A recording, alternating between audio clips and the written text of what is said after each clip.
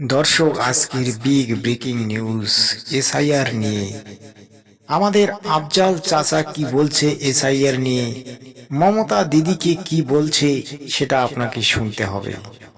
আজ মমতা দিদির জন্য এসআইআর হলো, মুসলমানদের ওয়াকফ আইন বরখাস্ত হলো এবং আজকে বাবরি মসজিদ তৈরি হচ্ছে, বাবরি মসজিদের উপর অন্যায় অবিচার হচ্ছে, সেটা নিয়েও আফজাল চাচা কিছু বলবে, আপনারা শুনতে থাকুন। কোথায় গেল? বেঁচে থাকতে স্যার করতে দেবো না। ভোটার লিস্টের নাম কে করে দিয়েছিল? আজকে যে স্যার হচ্ছে সেটা তোমার পাস করা বিল। আগুন যদি জ্বলে সেটা মমতার বুকে জ্বলছে। মমতা ব্যানার্জিকে বলতে চাই যে এই যে পিল করে পালাচ্ছে অনুপ্রবেশকারী মাননীয়া আমাদের মমতা খালা, মমতা বুবু, মমতা আপা, মমতা ব্যানার্জি, উনি বলেছিলেন যে আমি বেঁচে থাকতে এসআর করতে দেব। উনি রাস্তায় অভিষেকের সাথে হেঁটে বলেছিলেন আগুন নিয়ে খেলা করো। আমি মাননীয়কে বলতে চাই, আমি মমতা বাবুকে বলতে চাই, আমি মমতা খালাকে বলতে চাই, আপনি পারছে নিচে নামা। এই যে স্যার শুধু পশ্চিমবাংলায় হচ্ছে, 12টা রাজ্যে হচ্ছে, কোথাও কোন ট্রু শব্দ হচ্ছে না। এখানে যখন স্যার চালু হয়ে গেল তখন বাড়িতে যদি কার্বনিক অ্যাসিড ঢেলে দেওয়া হয় তাহলে বাড়িতে ইঁদুর, ছুঁচো, গিরগিটি, সাপ, ব্যাঙ পিল করে পালায়। ঠিক সেই রকম ভাবে মমতা বাবু, মমতা খালা আজকে অনুপ্রবেশকারী, অবৈধ অনুপ্রবেশকারী তারা পিল করে পালাচ্ছে।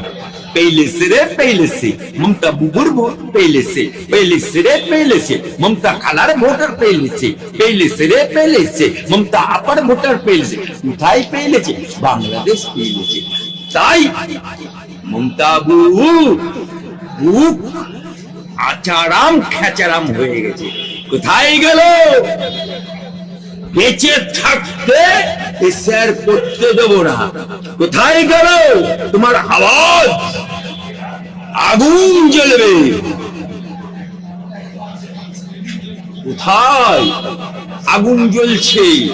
আগুন যদি জ্বলে সেটা মমতার বুকে জ্বলছে। আগুন যদি জ্বলে সেটা অভিষেকের বুকে জ্বলছে। আগুন যদি জ্বলে সেটা প্রেমের আগুন জ্বলছে ওদের শিক্ষামন্ত্রী পার্থ চট্টোপাধ্যায় প্রেমের আগুন জ্বলছে। সেই কারণে বলছি, লোকেদের দুটো করে বউ থাকে, আমার বউ মরে গেছে, আমার একটা বান্ধবী থাকতে পারে না?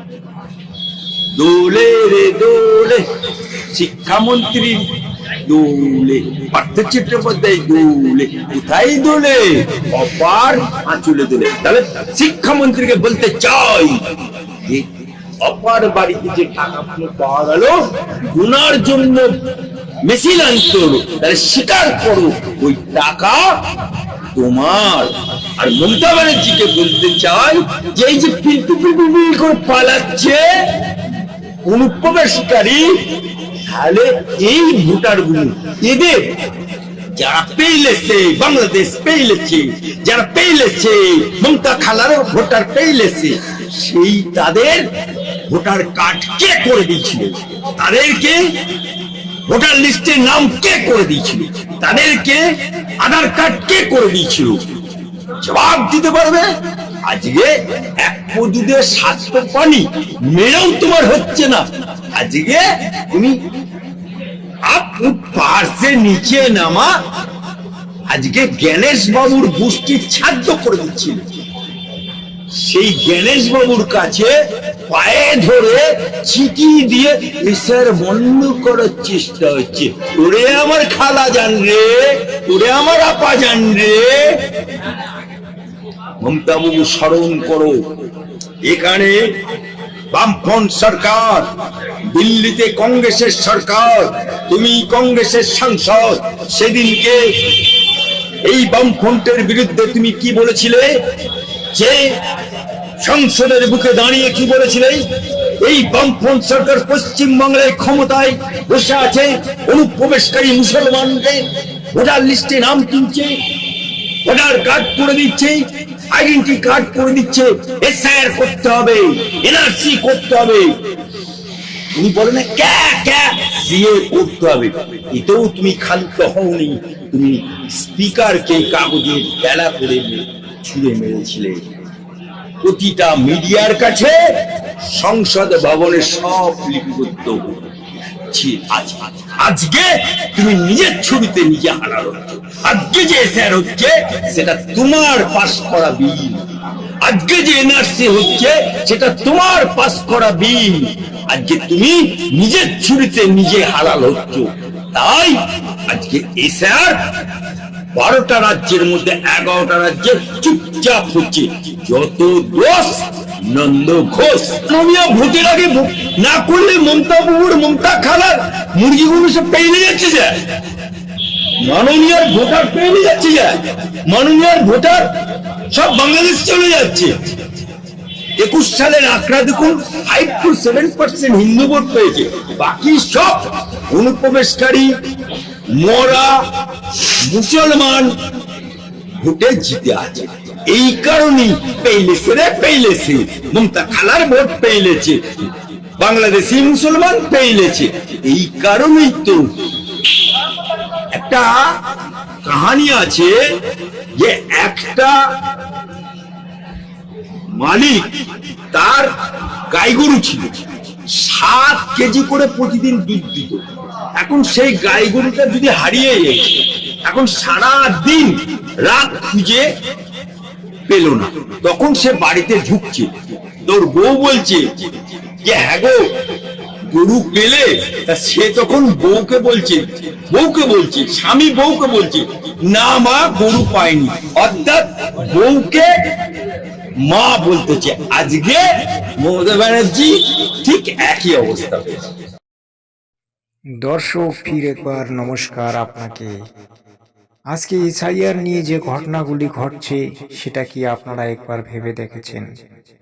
এসআইআর কি বস্তু, এসআইআর কি এবং কি নয় সেটা নিয়ে আগেকার দিনের মানুষগুলো কোনোদিন মাথা ঘামায়নি, এমনকি বর্তমান যুগের ছেলেমেয়েরাও মাথা ঘামায় না। এসআইআর হঠাৎ করে এলো এবং এসআইআর শুরু হলো, কিন্তু এসআইআর এর কি সমস্যা হবে সেটা নিয়ে কিন্তু কেউ কোনোদিন মাথা ঘামায়নি। আজকে লাখো লাখো লোকের নাম রিজেক্ট হয়ে যাচ্ছে এবং লাখো লাখো লোক আজ বঞ্চিত হবে। তাহলে এসআইআরটা কি? এসআইআরটা করে কি হলো? বাংলাদেশ থেকে কিছু সংখ্যক লোক এসে এখানে উড়ে এসে জুড়ে বসেছে, তাদের নাম কি কেটে গেল? বাস্তবটা অন্য। আজকে যদি আপনি দেখেন এখানকার লোকাল লোকের অনেকেরই নাম কেটে গেছে এবং অনেকেই নাগরিক থেকে বঞ্চিত হবেন এবং অনেকেই হয়তো ভেবে বসে আছেন যে আমার যখন ভোট নেই, আমার যখন ভোট কেটে গেল, তখন আমি এই ইন্ডিয়ান নই, আমি এখন কোথায় যাব? তাহলে দর্শক বুঝে দেখুন যে আজকে যারা এখানে বসবাসকারী লোক, যাদের 14 পুরুষ এখানে ছিল, এখানে আছে, আজ তারা দিশেহারা, আজ তারা বুঝতে পারছে না আমি কি করব। কারণ তখনকার দিনে সেই অশিক্ষিত লোকেরা তারা জানতো না এসআইআর কি এবং এসআইআর যে হবে সেটা তারা জানতো না। আজ অনেকেই 10-15-20 বছর থেকে ভোট দেয়নি, তাদের ভোটার লিস্ট থেকে নাম মুছে গেছে। তারা কি কারণে ভোট দিতে পারেনি সেটা জানতে হবে। তার মূল কারণ হচ্ছে গরিবী রেখায় যে সমস্ত মানুষ আছে, তারা বাইরে ওই বিল্ডিং লাইনে কাজ করে, কোম্পানিতে কাজ করে, পেট চালায়। তারা হয়তো বছরে 5 বছরে একদিন বাড়িতে যেতে পারে না। ওই সমস্ত মানুষ আজ দিশেহারা, পথভ্রষ্ট। আমি আজকে বলবো তাদেরকে নাগরিক কার্ড দেওয়া উচিত এবং তারা যোগ্য ব্যক্তি। ওই অশিক্ষিত মানুষগুলোকে লাঞ্ছনা বঞ্চনার থেকে একটা সুড়ং দেখানো উচিত, একটা পথ দেখানো উচিত। এটাই আমি সরকারের কাছে অনুরোধ রাখবো। জয় হিন্দ, বন্দে মাতরম।